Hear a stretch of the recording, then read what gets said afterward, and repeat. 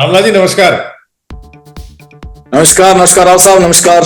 नमस्कार, क्या हाल है? आपको बहुत बहुत बधाई हो। आप आम आदमी पार्टी से आपको सांचौर एक बहुत ऐसा क्रमशील क्षेत्र है जो वीर भूमि कहना चाहिए, तक काफी जागरूक भूमि कहना चाहिए। और उस क्षेत्र से आपको यदि आप पार्टी ने आपको प्रत्याशी बनाया है तो काफी सोच विचार के बनाया होगा। और यही कहने जा रहे थे कि राजस्थान के विधानसभा चुनाव जो 2023 है, दोनों पार्टियों से लोग काफी अपेक्षा रख रहे हैं विकास को लेकर हर क्षेत्र के अंदर। तो लोगों का ये भी काफी मानस है कि हम दो पार्टियों को छोड़ के तीसरी पार्टी की तरफ भी जाए। तो इसको लेकर अब की बार राज्य में काफी हलचल है, काफी नई चीज देखने को मिल रही है। काफी पहली बार ऐसा देखने में आया है कि तीसरी पार्टियों का विरोध भी होगा, ये बात पक्की है। रोज जो हमेशा घिसा-पेटा एक फार्मूला होता है कि भाजपा कांग्रेस, वो अब की बार देखने को नहीं मिल रहा है। तो इस मामले में मैं रामलाल जी, मैं आपको सबसे पहले तो पहला सवाल यही कहूंगा कि आपका थोड़ा संक्षिप्त में परिचय बताएं। सांचौर क्षेत्र में आप कौन सी वीर भूमि में पैदा हुए और आपने कौन सी कर्म भूमि कहाँ कर्म किया और क्या कहाँ तक पहुंचे, इस बारे में थोड़ा बताएं आप। धन्यवाद राव साहब। मेरा परिचय इस प्रकार है जी। मेरा जन्म जो है यही हेमागुड़ा में, जहाँ का मैं मूल निवासी हूँ, वहीं हुआ। मेरे पिताजी वायुसेना में अधिकारी थे और इस कारण से जो मेरी पढ़ाई वगैरह जो है वो पंजाब में एयरफोर्स स्टेशन हलवारा, वायुसेना केंद्र हलवारा में, वहाँ हुई केंद्रीय विद्यालय में। मैं केवी का स्टूडेंट हूँ।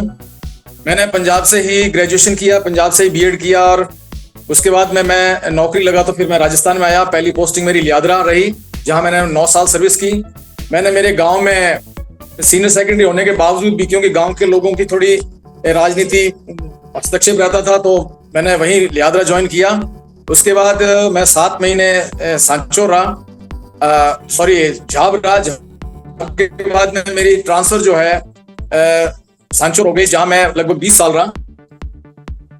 और उसके बाद मैं प्रिंसिपल, वहाँ लेक्चर भी बना और उसके बाद प्रिंसिपल से मैं प्रमोट होकर के मैं चितलवाना में आया और मैंने 5 साल की सर्विस की। मेरी 1 साल की सर्विस भी बाकी थी। लेकिन जो ये राजनीतिक परिदृश्य वर्तमान में सांचौर में जो है, ये इसके लिए लोग वास्तव में बहुत दुखी हैं। लेकिन जब लोग इलेक्शन आते हैं उस समय सब कुछ भूल करके फिर वही 2 पार्टियों का पल्ला पकड़ लेते हैं। तो मैंने लोगों से निवेदन किया, मैंने कहा कुछ अलग फ्रंट बनाओ और कुछ सांचौर के लिए कुछ विकास की बात करो यार। कोई राजनीतिक खेल खेल रहे हो, अपनी प्रतिष्ठा के लिए राजनीति कर रहे हो, अपने नाम के लिए राजनीति कर रहे हो। तो लोग कुछ सब तैयार नहीं हुआ। तो फिर मैंने तय किया कि क्यों नहीं खुद ही जो है, मैंने फिर रिजाइन देकर के मैं आम आदमी पार्टी, जिसको मैं सबसे बेस्ट मानता हूं वर्तमान में, अगर भारत का कोई विकास कर सकता है तो ये केजरीवाल की पार्टी कर सकती है। और निश्चित रूप से इसको मैंने बहुत इसका अध्ययन किया, इसका डीप जो है सच्चाई मैंने ज्ञात की, तो कहीं पर भी कोई फ्रॉड नहीं, बहुत ही अच्छा रूपरेखा थी इसकी। तो उसके बाद सर मैंने ये आम आदमी पार्टी ज्वाइन करके, और आम आदमी पार्टी ने मुझे इसका प्रत्याशी बनाया और आज मैं आपके सामने हूँ। आप चुनाव लड़ने जा रहे हैं और लोग आपसे काफी अपेक्षा रखते हैं। ऐसे में आपकी कार्यप्रणाली और इस पॉलिटिक्स की थीम क्या रहेगी विकास को लेकर, वो थोड़ा बताएं संक्षिप्त में। थीम विकास तो सर एट प्रेजेंट सिनेरियो ये है कि सांचौर के अंदर सबसे बड़ी बात है कानून व्यवस्था खराब हो गई है कि आप यदि सड़क पर चल रहे हो तो सामने जो गाड़ी आ रही है, जरूरी नहीं है कि आपको साइड है। सड़क पर किसी जगह, कहीं, हर जगह आपको जो है एक अलग सीन नजर आ रहा है। और उसका कारण है जो यूथ है वो नशे में डूब गया है, नशे के कारोबार चल रहे हैं और कानून व्यवस्था एकदम बिगड़ चुकी है। आम आदमी बिल्कुल सुरक्षित नहीं है। और उसके घटनाक्रम में आपने देखा होगा कि कितनी जो है घटनाएं हुई है। शरेआम जो है इन्हीं नजदीक के समय में 2 जगह जो है शूट आउट हुआ है। एक तो शादी के मौके में हो गया, एक चौराहे पर हो गया। तो कानून व्यवस्था बहुत ही खराब है। ये जो है सबसे बड़ा प्रॉब्लम है। दूसरा है नहर का मामला सर। एक इतना बड़ा प्रोजेक्ट, मुझे समझ नहीं आ रहा कि ये किसान क्यों नहीं समझते हैं, ये क्यों बीजेपी और कांग्रेस के खेल खेल रहे हैं। दोनों की जो है 2 सांड है, सांड आपस में लड़ रहे हैं। आधे इस सांड के फेवर में हो जाते हैं, आधे उस सांड में हो जाते हैं और अपने विकास को बिल्कुल ही भूल चुके हैं। तो मैं जनता से निवेदन करना चाहूंगा कि आप जो है आम आदमी पार्टी पर विश्वास रखें। बहुत ही टेक्निकल पार्टी है, वैज्ञानिक तकनीक से करने वाली पार्टी है और इसी वजह से नए फंडा है इसके पास में, नए विकास के इसके पास में फॉर्मूलाज हैं। इसीलिए जो है आम आदमी पार्टी बहुत कम समय में राष्ट्रीय पार्टी बन गई है और 2 स्टेट में इसका राज भी है। अपराध की आपने बात की है, लक्ष्मण देवासी का हो, चाहे वो अपने आपके समाज बंधु का एक मर्डर हुआ था उसका हुआ हो, तो इसलिए ऐसी घटनाएं जो बार बार देखने को अपन को मिल रही है सांचौर क्षेत्र में, इसको इस पे लगाम लगाने के लिए यदि आपको चांस मिलता है, आपकी सरकार यदि बनती है या आप सांचौर से यदि विजय हासिल करते हैं, तो आप क्या करेंगे इस बारे में? मैं बिल्कुल सर बोल्डली, बहादुरी से, मेरे पास में ऐसा अगर ये मुझे मौका मिलता है तो निश्चित रूप से मुझे और मेरी पार्टी मुझे सपोर्ट करेगी और निश्चित रूप से जो है कानून व्यवस्था जो है उसको एकदम चाक चौबंद कर दिया जाएगा और बिल्कुल जो आम जन है उसको बिल्कुल सुरक्षित किया जाएगा। और पुलिस कभी भी भ्रष्ट नहीं होती है। पुलिस को जब प्रेशर आता है तो उस समय निश्चित रूप से उसकी कार्यपद्धति जो है बदल जाती है। और मुझे वर्तमान में जो है सांचौर का सीनेरियो यही लग रहा है कि पुलिस अपना काम करना चाहती है, लेकिन राजनेता लोग जो है वो उसको काम नहीं करने दे रहे हैं। नहरों में अपन कई सालों से देख रहे हैं रामलाल जी के, नहरों में बहुत ही ज्यादा आत्महत्या के मामले देखने को मिल रहे हैं। इसके पीछे कारण क्या है? मनोवैज्ञानिक कारण है, कोई सोशल कारण है, कि कोई दूसरा कोई कारण है? तो इसको, इस आत्महत्या की प्रवृत्ति को बंद करने के लिए, अंकुश लगाने के लिए आप क्या करेंगे? साहब, सबसे बड़ी बात यह है कि वर्तमान में मैंने आपको बोला कि यूथ जो है वो इतना नशे में डूब चुका है कि मोस्टली जो ये अपराध हो रहे हैं ये किसी तनाव में हो रहे हैं, या जो आत्महत्या हो रही है किसी तनाव में हो रही है, या किसी को शोषित किया जाता है, इतना शोषित किया जाता है कि पुलिस भी उसका जब कुछ नहीं करती है तो उसके पास में एक ही विकल्प बचता है कि वो इस शोषण से मुक्ति पाने के लिए आत्महत्या कर ले। तो वर्तमान में जो साइकोलॉजिकल पोजीशन है वो इस नशे के कारण और यूथ का जो बेरोजगारी के कारण, बेरोजगारी का जो चरम सीमा पर है।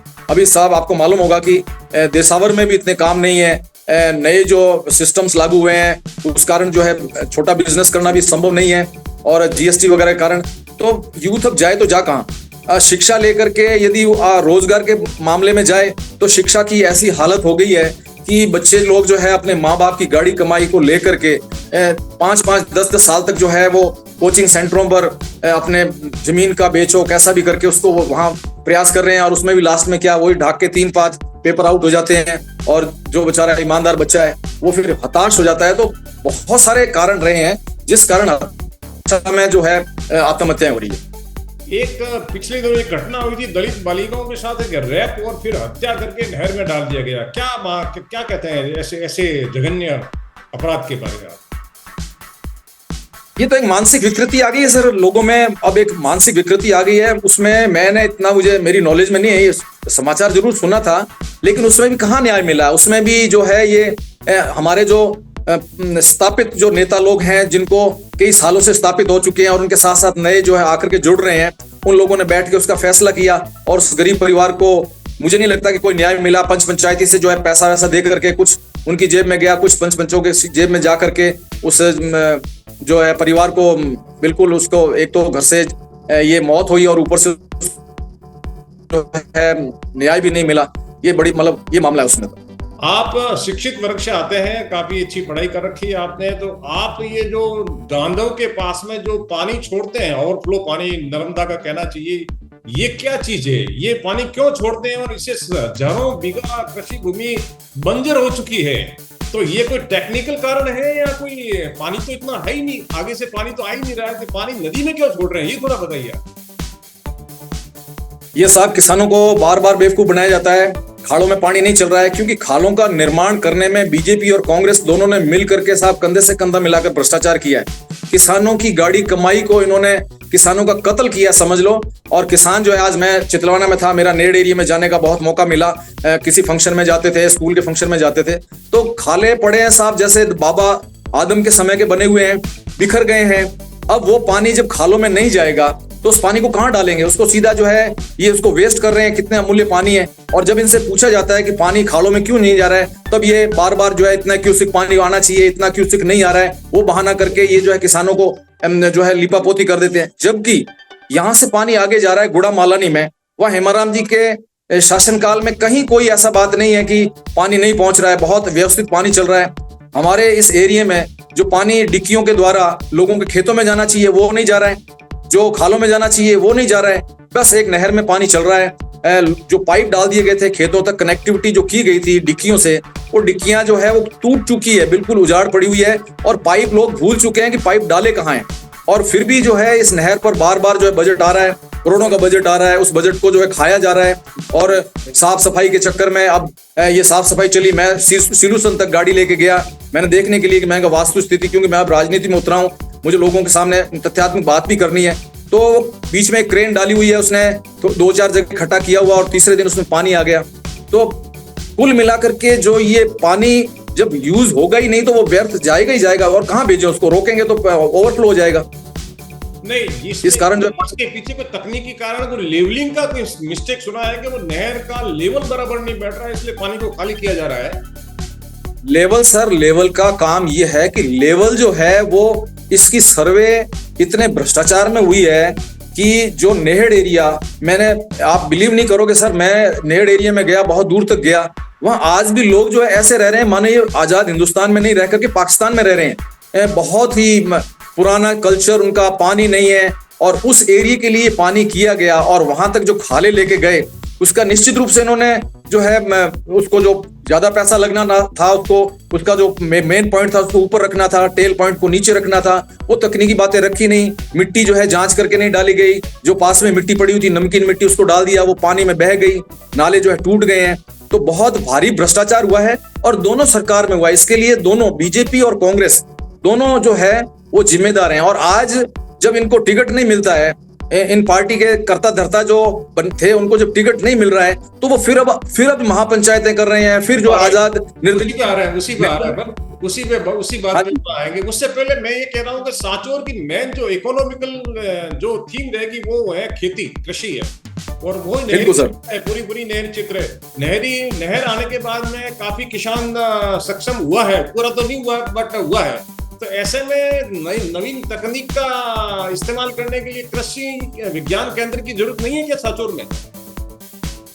बिल्कुल है सर, और मैं आपको ये दावे के साथ कह सकता हूं, मेरी जो स्टडी मैंने की है कि जो दोनों पार्टियां हैं ये पार्टियां पूर्ण रूप से राजनीति कर रही हैं, इनको काम से कोई लेना देना नहीं है। इसीलिए मैंने केजरीवाल जी को चुना है। केजरीवाल जी ने, आपने सुना होगा कि उन्होंने दिल्ली में जो है बिल्डिंग मटेरियल का जो गार्बेज है उसको उन्होंने रिसाइकिल करने के लिए 3 प्लांट लगाए हैं। जो लोग हैं सड़कों पर ईंटें डाल देते थे, कचरा डाल देते थे, उसके बाद उन्होंने प्रदूषण को कम किया है। और पंजाब में उन्होंने जो है बिल्कुल जो पराली जलाई जाती थी, जो प्रदूषण हो रहा है उसका इलाज किया है। जो एट प्रेजेंट जो सिनेरियो है उसके लिए उन्होंने आधुनिक जर्मन से जहां कहीं से भी जो टेक्निक मिली है उस टेक्निक को लाए हैं और उसको की है। और मैं आपको दावे के साथ कह सकता हूं, मैं मेरे सुनने वाले सभी श्रोताओं को ये कह सकता हूं, दावे के साथ कह सकता हूं कि आप जो है इन दोनों पार्टियों के चक्कर को छोड़ करके एक बार इसको चुनिए। और केजरीवाल जी से मेरी एक पर्सनल मीटिंग हुई थी, उसमें जब मैंने ज्वाइन करने से पहले मैं आपको बैकग्राउंड बताऊंगा, शायद अच्छा नहीं होगा। मेरा छोटा भाई जो है वो एडिशनल एसपी सीबीआई में दिल्ली में था, उसके द्वारा मैंने राज्यसभा के कोई मेंबर थे उनसे केजरीवाल से मेरी मुलाकात कराई। उन्होंने मेरे से पूछा कि आपके वहाँ क्या है, मैंने उनको बताया तो उन्होंने बोला इतना पानी आया हुआ है तो कितना क्या खेती। मैंने कहा जीरे की खेती होती है, कहाँ सेल करते हो? गुजरात में कोई मंडी नहीं, किसानों के लिए कोई व्यवस्था नहीं है। तो उन्होंने बताया कि इसके लिए कुछ भी नहीं करना है, आपके राजनेताओं में इच्छा शक्ति नहीं है, वहां पर अच्छी मंडी स्थापित की जा सकती है, इंपोर्ट एक्सपोर्ट के वहां आप केंद्र खड़े कर सकते हो, जिसके लिए कुछ भी नहीं करना है, केवल पत्र व्यवहार करना है। व्यापारी आएंगे यहाँ से लेके जाएंगे और इवन दो जो इंपोर्ट एक्सपोर्ट से जो बेनिफिट होगा उसको बोनस के रूप में वापस किसानों को हम बांटेंगे। बहुत बड़ी वो साइंटिफिक तरीके से कर रहे हैं। आज उनके पास में एक एमबीए की बहुत बड़ी टीम है जो हर मामले को बड़ी गंभीरता से लेके उस पर रिसर्च करती है। तो इस पानी को, इस नहर को यदि आम आदमी पार्टी आ जाती है तो निश्चित रूप से मेरा जो पार्टी जो नेतृत्व कर रही है वो बिल्कुल उसके लिए काम करेगी। और एक बार विश्वास करें, एक बार विश्वास करके अगर इस साइड में वो हमें मौका देते हैं विधानसभा में जाने का, हम विधानसभा में प्रश्न उठाएंगे, बात करेंगे किसानों की। आपको इससे पहले मैं आपको बताऊंगा, सांचौर को जिला बनाया गया है। क्या कहते हैं जिला बनाने के? जिला बनाया गया है, मेहनत की गई है या ऊपर से बख्शिश दिया गया है?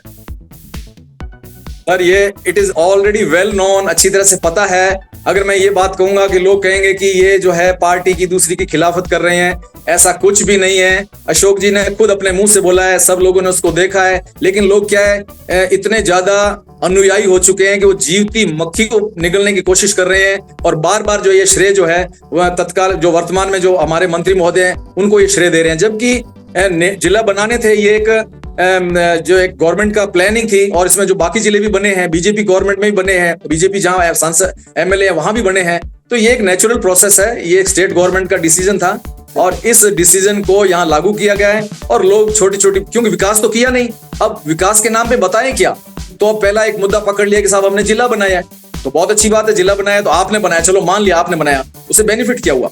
चलो अच्छी बात है, जिला बनाया तो एक जिले में एक चीज होती है टूरिज्म को बढ़ाने के लिए आप क्या करेंगे? जैसे टूरिज्म का पॉइंट सांचौर में नहीड़ क्षेत्र में रणथार है, ये गलीपा बर्ड का पॉइंट है, इसी तरह काफी पॉइंट हो सकते हैं। ये जैसे कि पहाड़पुरा में रिजर्वायर है, कैथोल में रिजर्वायर है, इसको अपडेट करने के लिए आप क्या करेंगे? मतलब टूरिज्म को लेकर क्या कहेंगे आप? अभी सर अपने नेड एरिया में, जिसको अपन कह सकते हैं गुजरात में, एक नंदा बेट है, बॉर्डर एरिया है, और वहां पर एक बीएसएफ की यूनिट है। हाँ, मेरे देखी हुई है।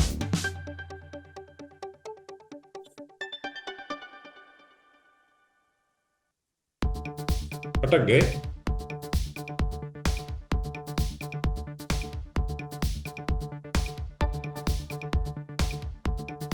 अभी है, अब सांचौर में सबसे बड़ी बात है कि आप वो अटक गए थे। आप रिपीट कीजिए, आप इसे जो आप बात कर रहे थे गुजरात की बॉर्डर की पोस्ट का।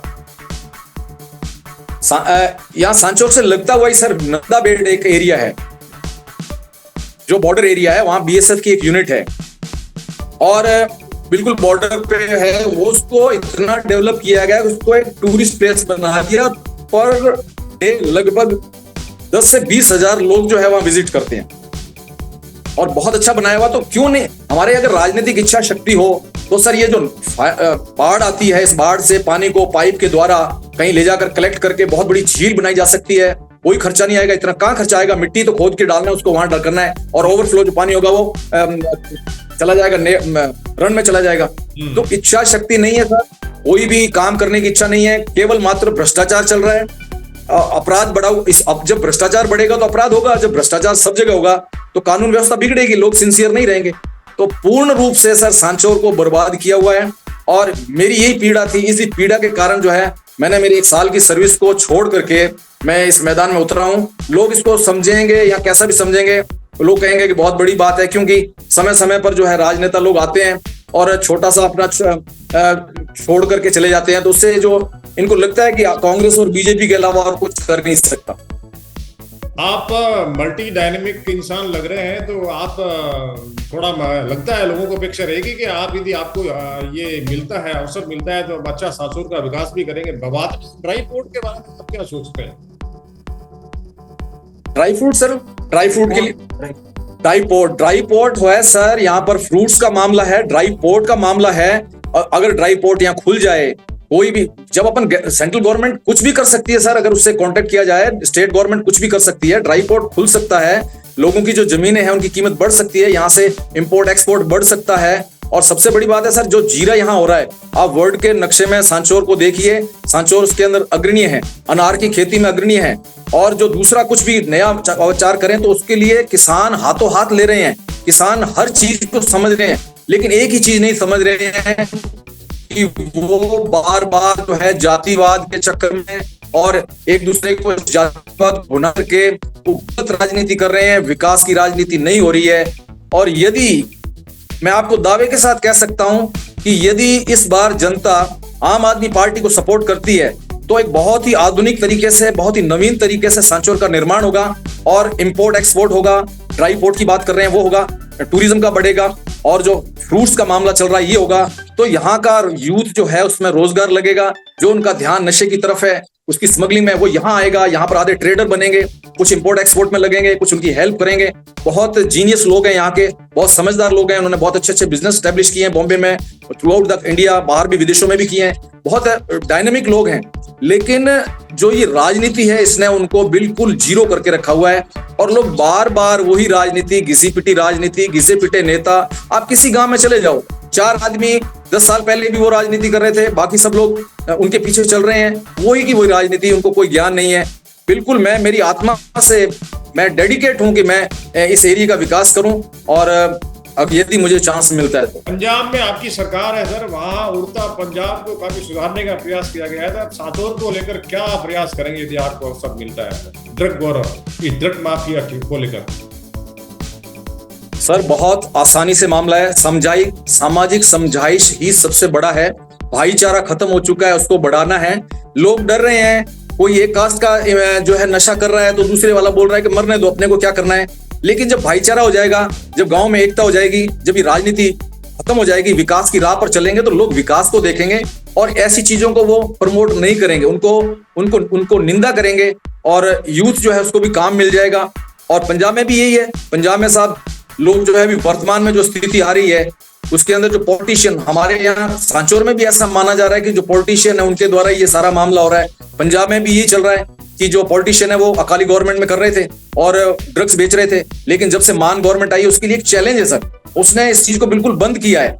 लाइट की व्यवस्था इतनी सुधारी है कि 24 घंटे लाइट हो रही है। 17,000 करोड़ जो है 1700 करोड़ जो इन्वेस्ट करके नए डीपी विदेशी जर्मन टेक्निक के मंगा करके उनको स्टैब्लिश किया गया है। 1 मिनट भी ट्रिपिंग नहीं होती लाइट। और लोगों को एकदम अचानक जो है इतना बदलाव हो रहा है। जो वहां का फाइनेंशियल कंडीशन थी, जो खजाने खाली थे, उनको लोन को पूरा टाइम से दिया जा रहा है। लोन का जो ब्याज है पहले वो भी पूरा नहीं हो रहा था, अभी लोन का ब्याज दे रहे हैं और लोन में से कुछ कटौती हो रही है और बहुत अच्छा चल रहा है। आप जो देख सकते हैं इसके अंदर। और सांचौर में सबसे बड़ी समस्या नहिड़ क्षेत्र में है, क्योंकि मैं उस क्षेत्र में बड़ा जाना पहचाना हूँ, जाता रहता हूँ और मुझे वहां लगता है कि वहाँ सबसे बड़ी समस्या सेहत को लेकर है, हेल्थ को लेकर है। वहाँ गाँव में हेल्थ और सड़क, ये दो चीज तो बिल्कुल है ही नहीं वहाँ पे। तो इस मामले में जैसा आप तो केजरीवाल का मॉडल तो हेल्थ के मामले में तो काफी वर्ल्ड फेमस है, स्टेट अमेरिका तक फेमस है। तो इस सांचौर में नहिड़ क्षेत्र, स्पेशली नहिड़ क्षेत्र में हेल्थ को लेकर और इस सड़क को लेकर आपकी क्या प्लानिंग रहेगी? बहुत ही प्लानिंग करने की, मतलब एक तो अगर यदि अपन ज्यादा से ज्यादा नर्सिंग स्टाफ सेलेक्ट कर लें तो एक तो जो नर्सिंग स्टाफ में बेरोजगार लोग हैं उनका रोजगार मिलेगा। और यदि इसको चाक चौबंद कर दिया जाए तो बिल्कुल टैक्स वगैरह बहुत बढ़ेगा। और जो भी वहां पर व्यवस्था है 15 घरों के बीच में, 20 घरों के बीच में मोहल्ला क्लिनिक जैसा जो केजरीवाल जी का जो प्लानिंग है वैसा कर दिया जाए तो छोटे छोटे बुखार के लिए, मैं आपको बताऊं सर, मैं इसके लिए पहले मैं थोड़ा घूमा हूं। लोग जो है बुखार से पीड़ित हैं, वो जब भी ये इतने बड़े बड़े दावे सरकार कर रही है, चिरंजीवी योजना वगैरह के इतने बड़े बड़े दावे कर रही है, वहां तक कोई नहीं पहुंचता है। अभी भी वही हालत है। बुखार होने पर हर व्यक्ति के जो है 2-3 हजार का जूता लगता है और बड़ा मुश्किल से इधर उधर से गांव के जो है संपन्न लोगों से लेके आता है, कर्जा लेके आओ, कैसे भी मांग के लेके आता है। और जो स्वास्थ्य सेवा है वो वहां जीरो है, बिल्कुल जीरो है। उस तरफ जो है जो झोला छाप डॉक्टर हैं वो लूट रहे हैं लोगों को और लोगों को उससे जो है कई बार परेशानियां भी हो रही है, ओवरडोज दी जा रही है, ऐसी दवाइयां दी जा रही है जो उनके शरीर को नुकसान पहुंचा रही है। तो वहां के लोगों को देखो आप कितने कमजोर हैं, दुबले पतले हैं। इसी मैंने बोला ना कि वहां नेड एरिया में जब अपन जाते हैं तो ऐसा लगता ही नहीं है कि हम हिंदुस्तान में घूम रहे हैं, ऐसे लगता है यहाँ तो अफगानिस्तान में आ गए या पाकिस्तान में आ गए। ये खोड़ा से लगाकर गांधव तक की सड़क बड़ी कुविख्यात है, ये हमेशा रिपेयर भी होती है, जल्दी टूट भी जाती है। इस बारे में क्या कहेंगे आप? साहब वही भ्रष्टाचार वाली बात। जब तक जो कंस्ट्रक्शन हो रहा है उसके लिए स्थानीय विधायक हैं या मंत्री जी हैं वो वहां पर अपनी पैनी नजर नहीं रखेंगे, क्योंकि वो आपका आईना है। यदि वो टूटती है तो आपकी सबसे पहले कोई भी उस रोड से निकलेगा, चाहे गुजरात जाने वाला है वो भी निकलेगा, वो सीधा सीधा जो है एमएलए को या विधायक को जो है गाली देगा कि देखो क्या क्या लच्चर व्यवस्था है। तो विधायक और इनको एक टीम बना देनी चाहिए। लोग काम करने के लिए बहुत हैं कि अगर बजट कम है तो बजट आप एक्सेस उसको बढ़ाओ और उसको सही टेक्निक से आप उसका करो। तो कोई क्या कारण हो सकता है कि सड़कें टूट जाए? बहुत अपने यहाँ जो मिट्टी है उसके लिए साइंटिफिक रीजन देखो भी क्यों टूट रही है, वो सब उसका अगर पूरा किया जाए तो बहुत आराम से जो है ये सड़कें आराम से बन सकती है। अब सड़क का साहब ये हालत है कि 12 महीने तो उसको उखाड़ते हैं, 12 महीने तक वो उखड़ती है, लोग जो है परेशान होते हैं और बनने के बाद में 12 दिन बाद वो टूट जाती है। ये स्थिति है। अच्छा, अंत में आते हैं अपन जातिगत इस जो अभी संकुल इंजीनियरिंग चल रही है, अभी सांचौर में देख रहे हैं कि महागठबंधन हो रहा है। महागठबंधन जीवाराम जी ने 2 बार भाजपा कैंडिडेट को हराया, भाजपा का दावा करके, और अब वापस ये इलेक्शन ऐसा स्थिति आ रही है कि टिकट नहीं दो तो विद्रोही खड़ा हो जाओ और उसको फिर वो उसी पार्टी को हराओ, ब्लैकमेलिंग करो। ये क्या पॉलिटिक्स ऐसी चल रही है? इस बार में जीवाराम जी की पॉलिटिक्स में, दादाराम जी की पॉलिटिक्स के बारे में आप क्या कहेंगे? आप अपना निजी इसमें मत क्या आपका है इनके ऊपर? मैं जितना मेरा ज्ञान है सर, मैं ज्यादा इनके बारे में नहीं कहूंगा, क्योंकि लेकिन फिर भी जो मुझे जितना ज्ञान है, ये ईगो है, ये एक अपनी प्रतिष्ठा का सवाल बनाया हुआ है। जीवराम जी को मौका मिल चुका, वो बीजेपी से भी खड़े रहे हैं, निर्दलीय से भी खड़े रहे हैं, और उनको जो कुछ करना था, विकास करना था, अगर वो विकास करते तो लोग छोड़ते नहीं। अब ये वो कह रहे हैं कि इनके इतने समर्थक हैं, तो जातिगत समर्थक, जैसे हमारे बिश्नोई कैंडिडेट है, उनके भी जातिगत जो है फॉलोवर्स हैं, वो अब उसके पीछे विकास का कोई लेना देना नहीं। अब उनमें इतनी ईगो है कि मेरे इतने 40,000 50,000 मेरे जो है समर्थक हैं, तो मैं क्यों नहीं दोबारा जो है ये करूं। बस उनको किसी भी तरह से सत्ता प्राप्त करनी है, और सत्ता प्राप्त करके फिर वही जो पहले किया, वही भाग के 3 पात, कोई प्रोडक्ट, कोई विकास नहीं, कोई कुछ नहीं, वही जीरो, वहीं पर खड़े हैं। अब कोई कह दे कि इन्होंने ये किया है कि सांचौर में जो है पहले चौराहे पर नहीं आते थे, वही जो अपन चौराहे पर जो बात करते हैं कि पहले यहाँ जो है औरतें चौराहे पर नहीं आती थी, जीवराम जी के टाइम में वो आने लग गई, वो कोई विकास नहीं है, ये एक मजाक है सर। और लोग जो है असली विकास को समझ ही नहीं रहे हैं, और राजनेता भी यही चाह रहे हैं कि हम जो है जातिगत बता करके कि हमारी जाति के समय ऐसा था, उसमें सभी भाई हैं, कोई बंदा अलग नहीं है, सभी हम खेती करने वाले हैं, हमारा एक ही प्रोफेशन है। जो भाईचारा प्रेम है उसको बिल्कुल छोटी छोटी दीवारों में खड़ा कर दिया गया है। आप ग्रुप डिस्कशन में देखो, वहां भी यही बातें चल रही है। तो मैं ये चाह रहा हूं कि जो जनता है उसको समझना चाहिए कि ये भले ही महागठबंधन बनाए या लघु गठबंधन बनाए, उनको जिनको नकार दिया, जिनको चांस दे दिया है, उनको भूल जाओ। आप बार बार उनको क्यों चांस दे रहे हो, क्यों उनके पीछे चल रहे हो, और नई जो है नई सोच के साथ आगे बढ़ो। अभी वर्तमान में मैं आम आदमी पार्टी से आया हूं, तो आप एक बार मेरे पर विश्वास दिलाकर देखिए, दोनों पार्टियों को छोड़िए, आप एक बार विश्वास दिलाइए। एक बार विश्वास करके जब आप 70 साल से आपका कुछ नहीं हुआ है, तो मैं दावे के साथ कह सकता हूं कि मैं निश्चित रूप से जो है जो वर्तमान में काम चल रहा है इसका 50% इसका जो है मैं इसको और आगे बढ़ाऊंगा, ये मेरा दावा है। और अगर नहीं होता है तो जैसे लोग कहते हैं ना कि मैं राजनीति छोड़ दूंगा या मैं मुझे सरेआम फांसी दे देना, वैसे जुल्म में मैं नहीं कहूंगा, लेकिन मैं बिल्कुल हर्टली ये बात कह रहा हूं कि बिल्कुल ऐसा हो सकता है और बहुत आसानी से हो सकता है। और ये लोग मानते हैं कि ये नेता चमत्कारी हैं, इनके अलावा कोई दूसरा नेता ही नहीं है, ये एक बहुत बड़ी गलतफहमी है। जाति का हमारा चौधरी है, हमारा बिश्नोई है, अब बिश्नोई चौधरी दोनों में पड़ गए, लेकिन बाकी जैसे सुथार है, नाई है, पुरोहित है, राजपूत है, वो लोग भी यही सोच रहे हैं, वो भी बार बार उनके पीछे जा रहे हैं। बहुत अच्छे समझदार लोग हैं, मेरे कुछ मित्र लोग हैं, राजपूत भी हैं, वो बार बार ये करते हैं कि ऐसा समझेंगे। आप जो है आलोचना तो कर रहे हो, लेकिन जब एंड ग्राउंड पर आते हो, उसमें आप सब भूल करके बीजेपी कांग्रेस में बंट करके और जाति में बंट करके बंटाधार कर देते हो। और आने वाला समय जो है सर, मैं आपको भविष्यवाणी कर रहा हूं कि आने वाला समय सांचौर के लिए यदि यही स्थिति रही और यही परिणाम रहे तो बहुत घातक होगा, और लोग जो हैं वो बहुत ही मुश्किल से 5 साल लेंगे, ये मैं आपको दावे के साथ कह सकता हूं। बहुत अच्छी बात कही आपने। अंत में एक सवाल मैं पूछूंगा, सुखराम जी की कार्यप्रणाली के बारे में क्या कहेंगे आप? सुखराम जी की कार्यप्रणाली के बारे में मैं इनके साथ रहा हुआ हूँ। 20 साल में सांचौर में मेरी पोस्टिंग थी, हायर सेकेंडरी में, बहुत समय हम साथ में मिले हैं। ये इनकी सबसे बड़ी कमजोरी ये रही है कि ये जो इनको एक फोबिया है कि मैं किसी के साथ ज्यादा रहूंगा तो हो सकता है वो मेरा नुकसान कर दे, और इसलिए इन्होंने कभी भी अपना कोई भी समर्थक हुआ उसको सबसे पहले उसको काटने की कोशिश करते हैं। अभी एक मैं आपको छोटा सा एक उदाहरण दूं, सब लोग जानते हैं, सांचौर में सब लोगों को मालूम होगा कि जगदीश जी जो चितरवाना सरपंच है, वो कांग्रेस की पार्टी से विचारधारा उनकी रखते हैं, वो कांग्रेस के लिए जो है भारत जोड़ो यात्रा में वो शामिल हुए, लेकिन जब से वो वापस आए उनको एकदम दुश्मन मान लिया गया, उनके साथ में एनिमिटी क्रिएट कर दी।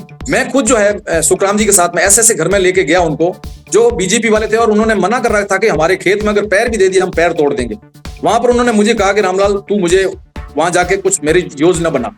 मैं वहां गया, लेकिन उसके बाद में मुझे कोई रोष नहीं है कि भी उन्होंने मुझे छोड़ दिया या ये ऐसी कोई बदले की भावना नहीं है, लेकिन उन्होंने कभी भी अपने किसी भी कार्यकर्ता को प्रमोट नहीं होने दिया, आगे बढ़ने नहीं दिया। उनको केवल चमचे चाहिए, चापलूसी करने वाले। अब चापलूसी करना कईयों की आदत होती है, कई करते हैं तो उसके उनको वहम रहता है कि हमारे ये फॉलोवर्स हैं।